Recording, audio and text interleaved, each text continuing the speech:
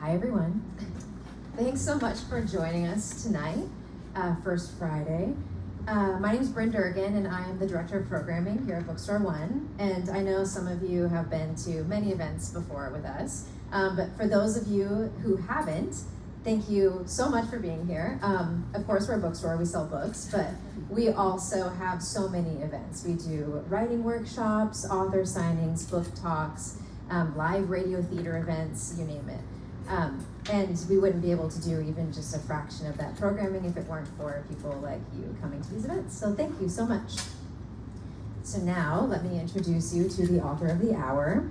She is the author of The Cage and Her Too. A former Philadelphia trial lawyer, she was born in Pennsylvania and educated at Bryn Mawr College and the University of Pennsylvania Law School. She and her husband now live in Southwest Florida and the mountains of Western North Carolina. She's the author of the book that you have to get today if you haven't already, Shell Games, and of course I'm talking about Bonnie Kistler. So let's give her a warm welcome.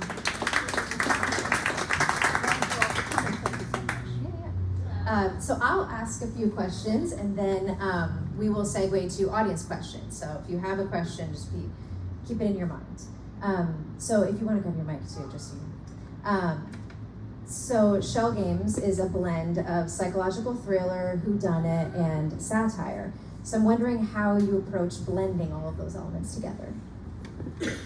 That's interesting that you say satire. Mm-hmm. And I'm wondering, Bryn, if you were the one who wrote the description of this book, where you talked about the characters being clueless? No. Yeah. Somebody said they were clueless, which is true. Yeah. But I was amused. Anyway, you didn't write that. No, yeah, that came with the PR. Oh my goodness. Bonnie, your mic may not be on. Or you just gotta put it closer to I think it's on, yeah, you just have to put it Put closer. her closer to my mouth. Is that better? Yeah, that's Okay. just, yeah. Okay. Thank you. The satire, what the satire consists of, for all us Floridians here, is a few wry observations about the state of culture in Florida at the moment. And Here, we'll switch mics. Yeah. That one's better. Yeah, there we go. is that better? Yeah. Yeah, That oh is a yeah, lot the better. mic is Yeah, just I don't know what it is. And a few observations about aging women in Florida, which is a topic near and dear to my heart. And just things about how Florida women have their plastic surgeons who are like their back alley lovers, much adored but never mentioned.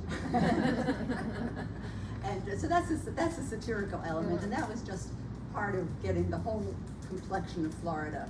Now, I've been a part-time resident of Florida for about 22 years now, but it took me a while to feel like I had the right to write about it, and to really feel as though I had my finger, at all on the pulse of this place, and not even the whole state, but really just Southwest Florida, which is all the only part I know and love. In terms of the psychological thriller and suspense, that's my genre. I mean, that's what comes naturally to me. And I can't say that I ever consciously made a decision that I'm going to write thrillers. It just is that the stories that come to me naturally fit into that form. And I think the reason is that I always wanted to be sure to hook the reader and keep them turning pages. And while there's certainly many other forms of fiction that achieve the same thing, I think the thriller and the suspense novel are the easiest, quickest way to make sure you've hooked the reader and they need to know what's happening. And I think the highest compliment is when people stay up all night, to finish the book because they have to know the answer. Totally. That's what I aim for. And how do you think speaking of Florida, how do you think the setting sort of shapes the narrative? What I did with this book is, and it's the story of, in a nutshell, can I Totally. Shell, you see what I did there? In a nutshell, the story opens on the wedding of a 70-year-old woman who is a self-made billionaire real estate developer here in Florida, responsible for a lot of the huge complexes and everything that we see going up all around us. And she has just recently been reunited with her long-lost high school boyfriend, Charlie. Solid the earth man, sweet guy, no money of his own.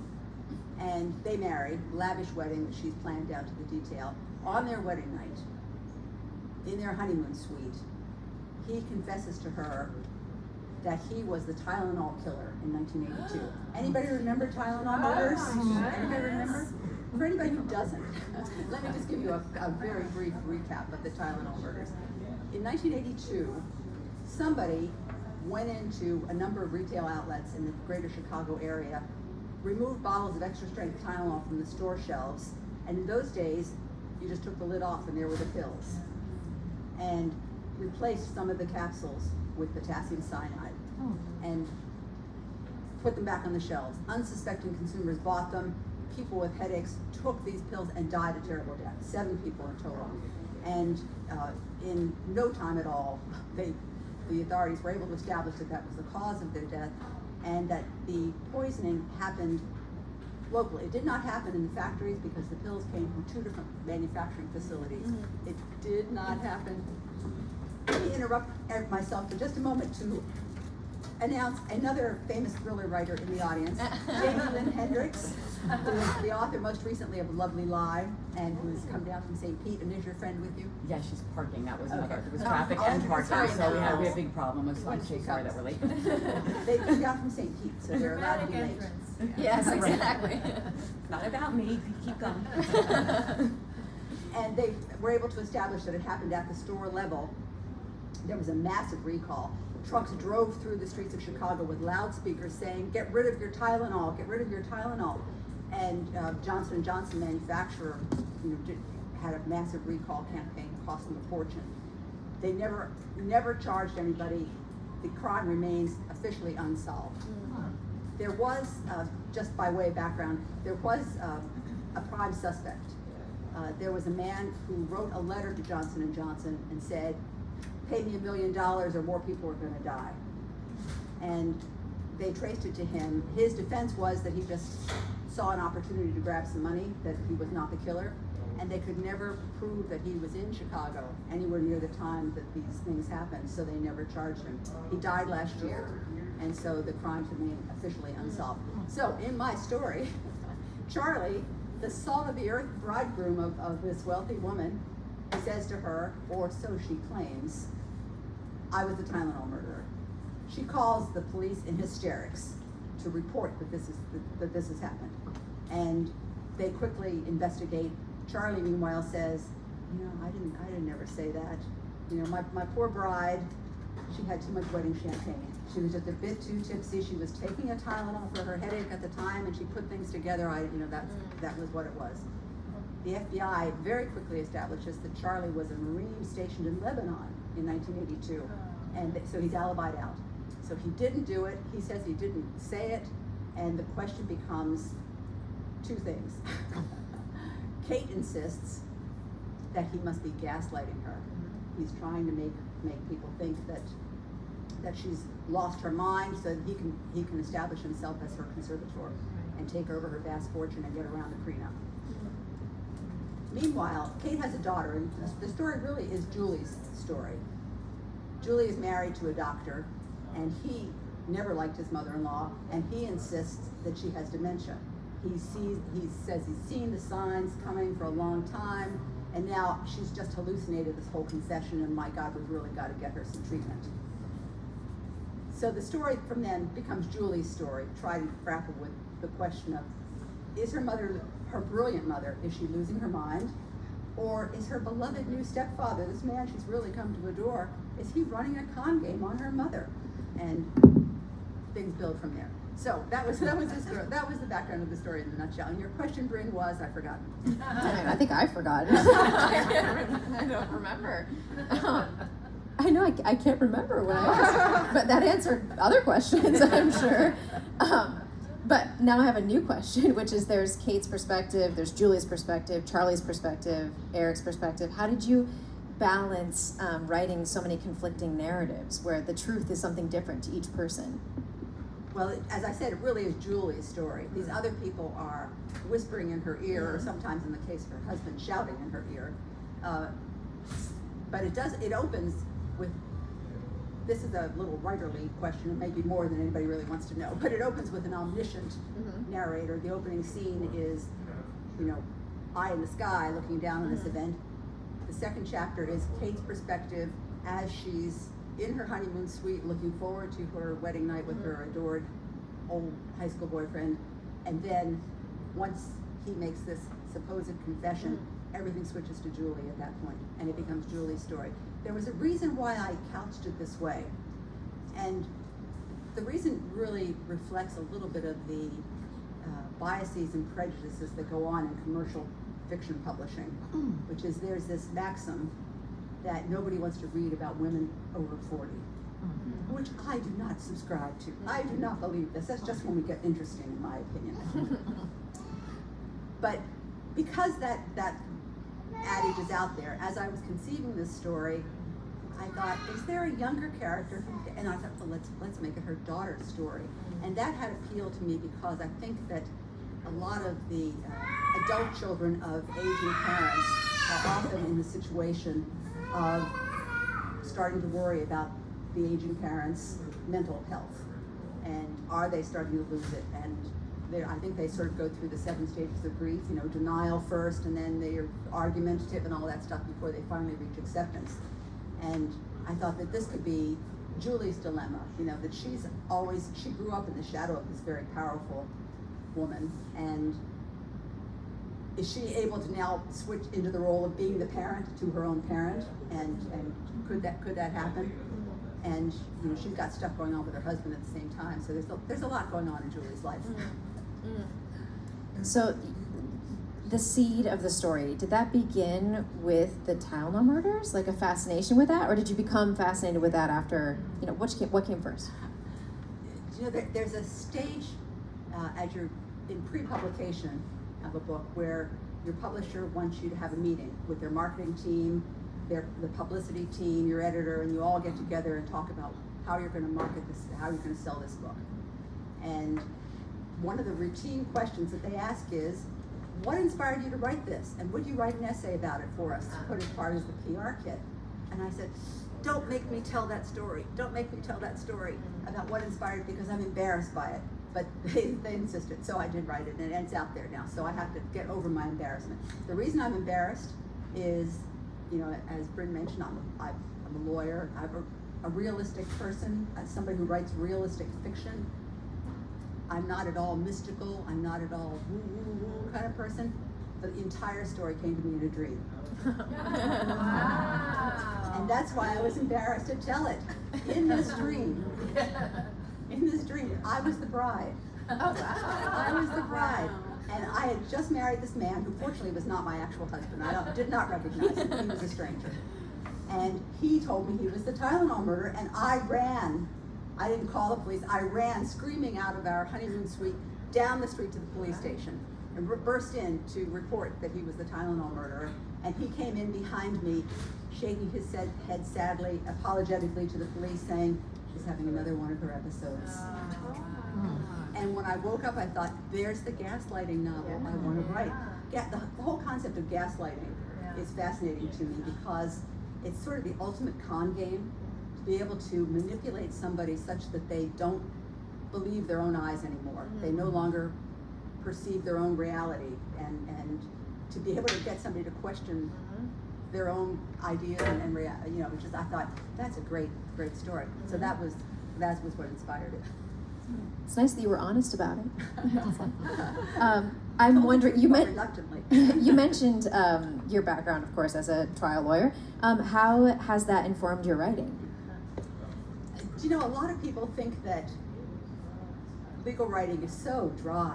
It's so, nuts and bolts and nothing at all like, what literary writing would be like, and how can you possibly switch to one or the other? And I say to the contrary, I think that being a lawyer, at least the kind of law that I practiced, was a great education.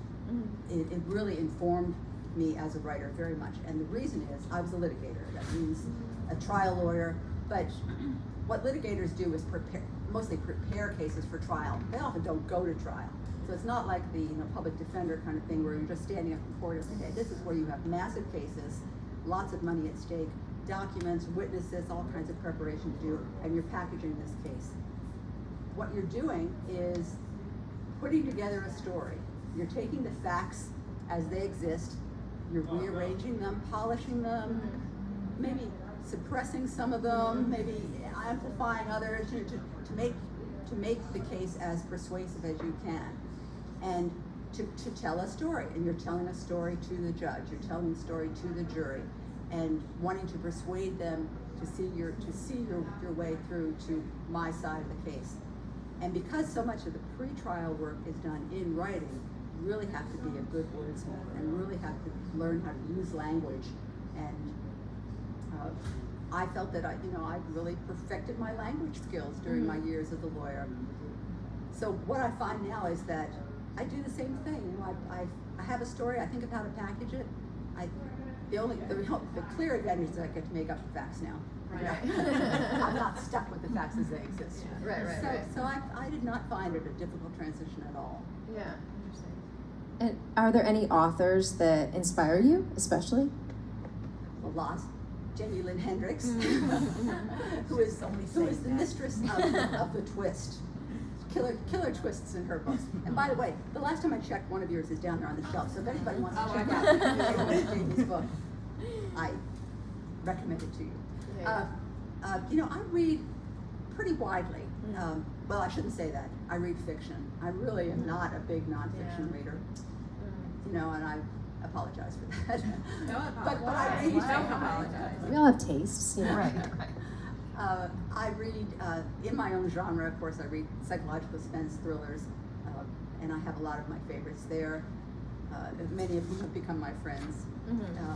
But I also like to really read contemporary literary fiction. And I'm really a big fan of some of the authors. Zadie Smith is a big favorite of mine, and Sebastian Barry, The Irishman. I tend to keep my eye on what the new literary fiction works are. They're nice meaty books that I really get into, and I can really admire the use of language in those books. But then I love reading the thrillers for the plots and how they construct their plots. So there's a lot there too. I would have to recommend my favorite thriller other than Jamie's that I read this year. Was a book by an Irishman named Steve Kavanaugh, and it was called Kill for Me, Kill for You. I recommend that to people. In it, it's the setup like the old Hitchcock movie Strangers on a Train. Two people meet, they both have somebody they want to kill, and so they agree to kill each other's person, so they won't. That's the setup of this book. You think that's the road he's going down, and then he just pulls the rug out from under you in a way that one of the things I often say is that it's hard to fool me when I read these thrillers with a twist, because when you know all the writerly tricks, you can see it coming. Well, you mentioned this here, and there was a reason why you mentioned this here, and I know it's going to come up later. And so you're not surprised. But when you find something like this that absolutely surprises you, then I think that's, just kudos all around.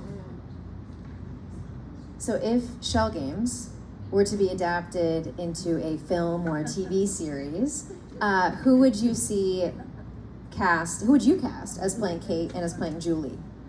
I don't cast when I'm writing. I don't, I have my own ideas of what these people look like and sound like. But I was asked recently to write an essay called My Book, the Movie, Who Would You Cast? And I thought, okay, so I had to stop and think about it.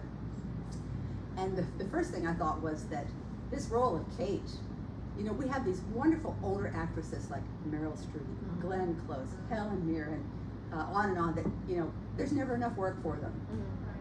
And they would be fabulous in this. But when I thought about it more, I thought, who would really be good in this part of Kate is Sigourney Weaver. I still think of her as being younger, but she actually is 70-something. And she's so elegant, but she's got that very obvious intelligence. I mean, you can just see that. So I said, yes, somebody send this book to Sigourney Weaver's agent right away. But then for Julie, her daughter is, by comparison, kind of mousy, very timid. As I said, she grew up in the shadow of this powerful mother, and then she compounded the problem by marrying this domineering husband, who's an orthopedic surgeon here in Sarasota.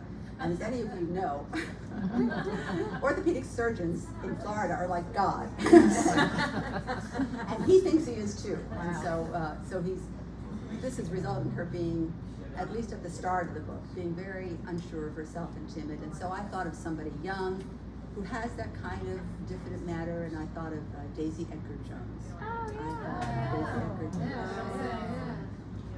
What about the husband? And Charlie, Yes, the yeah. salt of the earth, good guy husband that you can't believe could do such a thing, Jeff Bridges. Oh, good choice. Yeah, all good. I'd love to see that.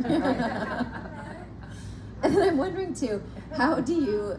I mean, obviously, with writing such intense, psychological thriller, how do you unwind while writing?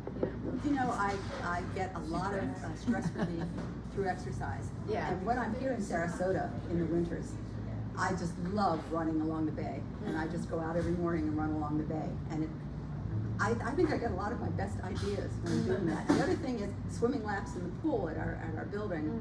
And I'm almost in like a dreamlike state as I'm swimming laps. And I think I get a lot of my ideas then too.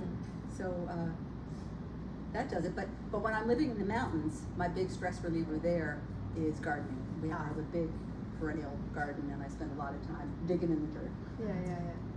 So, are there any themes that you can talk to us about that you'd like to explore next? You know, I have a work in progress that, or I might say lack of progress. I'm not going to have a 2025 book. My friend Jamie knows that this is like, Enough about me. you know, it's like the worst thing an author in mind. Let me introduce another thriller writer. The one who was looking for the parking when she dropped me off. Linda Bond Hurtado, whom some of you may recognize as the Channel 13 news anchor, Fox 13 news anchor. But she also writes thrillers. And Linda, thank you so much for joining us. Sorry, I had to park. It's Friday night in Sarasota. I know. So you have a work in So I have a progress. work in progress, but I should say lack of progress. And I don't want to talk about it too much because it might take a lot of changes before it's finally done. But I will just tell you this much. You know these DNA kits that you send into Ancestry.com or 23andMe, and some people have gotten back results that were surprising. And I've taken that idea on steroids. Ooh, interesting. We're all buckled in for that. What questions do all of you have? Well, just raise your hand. Go ahead. Yes. Well, talk about the characters. Were there any people you know or of that you kind of modeled? Maybe not Sigourney Weaver, but somebody you form it. Does it come to you kind of half formed? Is that person? You know, I don't model my characters after real people, although in the early days when I was writing what you might call legal thrillers, some of the lawyers in the firm were definitely modeled on. Not, it's sort of their tics were modeled on. Like I had a young man who worked for me, and he was built like a linebacker. He had like an 18-inch neck. He was just, and back in those days, you had to wear a suit and tie, collared shirt and a tie all the way up. And this poor boy would stand in my, and he was tugging on his collar the whole time. He was so uncomfortable. I wrote a character who just, that was his tick. He was always tugging. And the funny thing is that, and then there was a senior partner, a very powerful senior partner in my firm. And if you were walking around the corner of the office like this, you could smell him coming from the other side because he wore cologne like he bathed in it. His cologne was just overpowering. And so I put both of those ticks in, and both men read the book, loved it, and never recognized themselves. Of course. But I haven't done that really since then. I think the characters come to me, I think of what kind of person does this need to be, and then they sort of blossom in my mind. What other questions? You dropped a hint about the daughter. Initially was wimpy. So Right, she has a character arc, as we call it in the biz, and changes her. The events of the novel change her very much. So she's a different person by the end of the book. She was a challenge for me to write because all of my previous books, the main character was always a female lawyer who was very smart and very strong, and really, deliberately. But I was at an event talking to an audience a couple years ago, and a woman stood up in the audience and said, I've read all your books, and what I love is the heroine is always so smart and so strong. And as she was saying that, I thought, I'm in a rut. I need to do something different. And so I really challenged myself to take somebody who is so unsure of herself she's a lawyer, but she's a lawyer who has never made it, and so she's working for her mother's company because she couldn't hold a job anywhere else. And she's just very easily cowed by the other people around her, and it takes the events, it takes, you know, her mother's whatever is going on with her, and then some things involving her husband and her new stepfather, for her to have to step up and for her to have to really take control in a way that she hadn't before. And so by the end of the story, she's, you know, free of all of these domineering forces in her life, and she's really her own woman by then. I have a question. Go ahead. Bonnie, you said that this, I haven't read the book yet. I'm planning to, haven't done it yet. You said it's set in Sarasota. So how does that setting or any setting inform or change or what you write? I wanted to write a Florida story, and as I mentioned, it took me 22 years to feel that I had to write.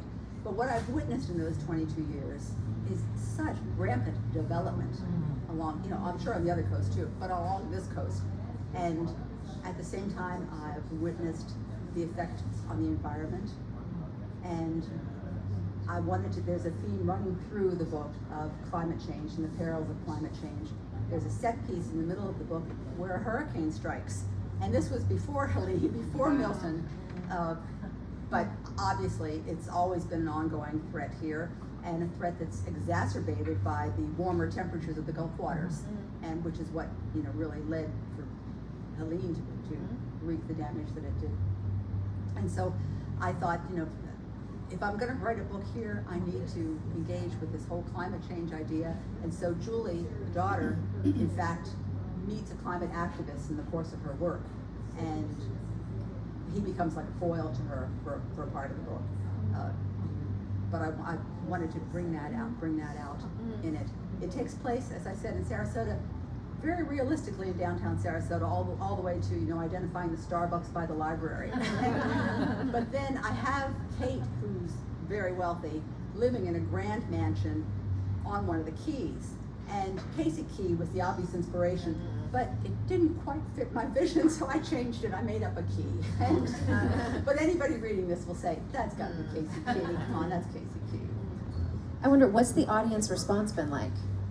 Do you know, people who have read it so far have uniformly really said that final twist at the end. That there's twists throughout, but there's a twist at the end on the virtually the last page that knocks people over, you know, with a feather. And that's been the reaction that most people say is, whoa, what did I just read? Yes, Pamela. I'm just as a writer, I'm always interested in writer's process or their approach throughout the process of writing. And I'm wondering how you approach yours. Do you do it straight through? Do you do chapters in open, or what's your process like? Haphazard. My thriller writer friends here will relate to this too. There's this dichotomy in our world of writers who are considered plotters, and they're the ones who really plan out everything, often with a very detailed outline before they even begin writing. You know, they've got this all, you know, worked out. And then the corollary to that, they call them pantsers, meaning people who fly by the seat of their pants, who really just sit down and start typing and see what comes. I'm neither one. I'm definitely not a plotter, but I'm not a pantser either, because that sounds way more haphazard than I think it should be. And I heard a better description of the two dichotomies recently. It's attributed to George R.R. Martin, you know, the Game of Thrones guy, where he said there's two kinds of writers. There's architects who design the blueprint. They have the specs. They know where every board, where every electrical circuit is going to be before they start to write. Those are the architects. But then there's the gardeners. And the gardeners put down some seeds. Maybe they put a few shrubs here and there. They wait until spring to see, you know, what's going to come up and how does it look. Maybe I need to move this here, move this. And I thought that's what I am. I'm a gardener. I plant the seeds and don't always like the way it comes out, and so I rip out a plant and I put it somewhere, or I move it somewhere else. But I let it kind of grow organically like that. So that's my process. I'm not a disciplined writer. I'm not one of those writers who says I write from 7 till noon every day, or I have to do 5,000 words every day. I don't do that. I think that when I was a lawyer in private practice, we had to keep timesheets because we billed by our time. I had to record my life in 6-minute increments, what I did every 6 minutes of it. And I think that extreme discipline inspired me to stop doing it, to stop being wedded to that kind of life. So I don't. There's days when I don't write at all. I certainly don't try to. I sometimes will say I want to finish the scene today. You know, I've got the scene in mind. I know I need to get this scene through, but I don't say I can't stop until I've written 5,000 words. I don't do that. I'm not disciplined at all. So what advice would you have for aspiring thriller writers? You know, my advice for every young person who comes to me and says they want to be a writer, I always say, that's wonderful, become something else first. Because you need to have some kind of real life experiences. You need to meet different people than you just meet when you're in school. You know, people who just, who might have wonderful writing skills, but their world view is so limited. And when they just go from college to, you know, a cabin in the woods where they're going to write the great American novel, I say, you know, go meet other people. My life as a lawyer exposed me to a lot of different kinds of people I never would have met otherwise. And I think that my characters are richer for it. I think they're just not the same cookie cutter characters all the time. Now, in terms of advice to thriller writers, is, you know, you have to surprise and delight your readers. You have to grab them first. You know, get that hook in early. And you can't do a lot of world building and slow. You know, they call them slow burn books, and some of them, you know, manage to pull it off pretty successfully. But you know, the best thriller, you get the hook right away, and it's enough to propel the reader through the rest of the book. You know, that you need to know what happens next, or you need to figure out what happened already, and so forth. Okay. And you had a question? Yeah, when you, and probably for any writer, but for yourself, like you said, there's a twist at the end on the very last page. Did you know, at what point in your writing did you know that's how your book was going to end? Before I even started. You did? Yeah, that much. I'm a plotter to that extent, because I know the opening premise and I know the ending. I know where I want to end up. And I might know a few mileposts along the way, but I don't know every, you know, how every A to B to C links together. And that, you know, I let myself get surprised a little bit along the way. Like, you know, in this book, I had a character who's introduced early. He interacts with Julie early on, and I knew that he was had some kind of agenda. He's up to, I'm not going to say up to no good, but there was something else going on, but I didn't know what it was, and it was almost scarily late in the process when I thought, well, that's what it is, and that's what actually brought the whole book together. It was fun, but it was, as I said, it was pretty far into the process before I figured out that particular twist. But the final twist was always there. That was the goalpost that I was always aiming for. And you had a question? Yeah, so you said the book came to you in a dream. And in my experience, usually you wake up, you tell someone, hey, do you want to hear my dream? Either their eyes glaze over, you retell it, and it's crazy. But it sounded like you ran with it. So did you ever have second thoughts or get cold feet about that? Or conversely, like, how did you kind of firm up some of the plot points? Never got cold feet. Yeah. I always thought, Tylenol murder is gaslighting. That's what I want to write. That's the book I want to write. And but obviously there were a lot of other points that had to be firmed up. And I didn't tell anybody about the dream until, as I said, my marketing team forced it out of me. I really didn't tell anybody that it came to me in a dream. Maybe that's the secret. What other questions? Any others? Is Asheville going to be in any of your books? You know, this is a friend of mine who's a friend here in this part of the world, but we're also friends in Asheville. And We met at a book club. That's right. That's right. We did. And I have not yet written about Asheville. Again, I've only been there 13 years, so I'm not sure that I need to wait 20 until I have the right to write about it. After Helene and everything that's going on with Helene, it's in my mind a lot, and I'm wondering if that's a book, if that's something. Linda had an idea about what I should do about that, didn't you? You met that storm twice, though. Yeah. You got hit with the storm in Asheville. No, you were here How did it go? Because we were supposed to go to Sleuth Yes. Fest, and you were I was- here, and then you went back to Asheville and got hit You there. flew or- here. And Yes, then I flew here To get just out of before Asheville. Helene, because we were supposed to be at a conference in Yeah. St. Pete called Sleuth Fest, which was canceled while I was in the air. Yes. So, but I stayed for a couple days anyway. Helene hit here. My husband was alone up in Asheville, and I didn't realize it was gonna hit there harder than it hit here. And I couldn't reach him for 48 hours because the cell towers were out, all the power was out.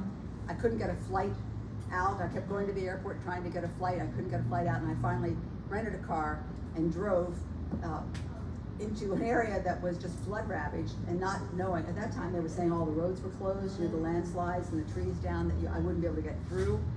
They were, Waze, the app on your phone was telling me to take these routes that would go way up, east and then over, but I just took 26 and I just plugged on and made it almost completely to our house when the intersection was closed because of trees down. I got off, all the power was out, and these were roads I drive every day, but there was complete darkness. I didn't know where I was.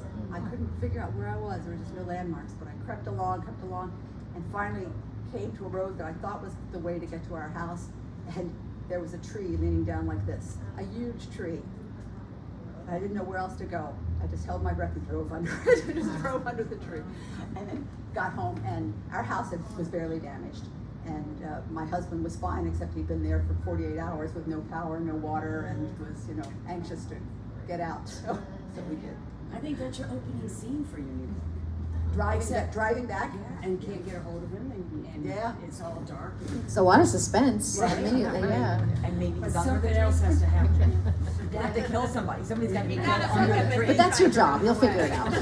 This is what happens when you have thriller writer friends. Like, who are we gonna kill and how? Just imagine after you've had some wine. Oh, we're having dinner tonight. It's gonna be bad. And you had a question over here? Yeah, completely different. Yeah. Do you have a book that is your go-to book? You have to read it every couple of years, kind of grounds you and sets you forward. No. I do have some favorites that I have reread from time to time, but not a go-to. I can tell you, because I have a very eclectic group of favorites. Wuthering Heights, which was my college, thesis subject, and I still adore it. But then a totally different book, Lonesome Dove, Larry McMurtry's Lonesome Dove, the big rollicking, epic Western is still one of my favorite books of all time. And then Atonement by Ian McEwan, which is a beautiful story, but what I really liked about it was about the power of fiction. If you recall, well, I don't want to give the whole plot detail, but it's about how the character rewrites what really happened. A terrible thing happened to her sister and her sister's lover Because of her. because of what she did. She has all this guilt over what she did, and so she writes a story in which it didn't happen, in which she reshaped, history and I thought, there's the power of fiction. That's the power of writing, and I really, really like that. God? I attended the Cornell Pub luncheon that you spoke at, Yes. and I remember you said you sold one of the books to Apple TV. Has that come out yet? Did I miss that, or is it? It has not. It's Okay. in what they call development hell. Right. It's been like 3 years now since Apple optioned it. The script's been written. It looks great. It's still, what they call an active development, but has not been greenlit yet. So Stuck in purgatory. Yes. So. And which book is that? Yeah, that's The Cage. Any other questions? I have a question about how to apply it. Was that an easy book for you to write? Easy, emotionally difficult. Which book? Have you read it?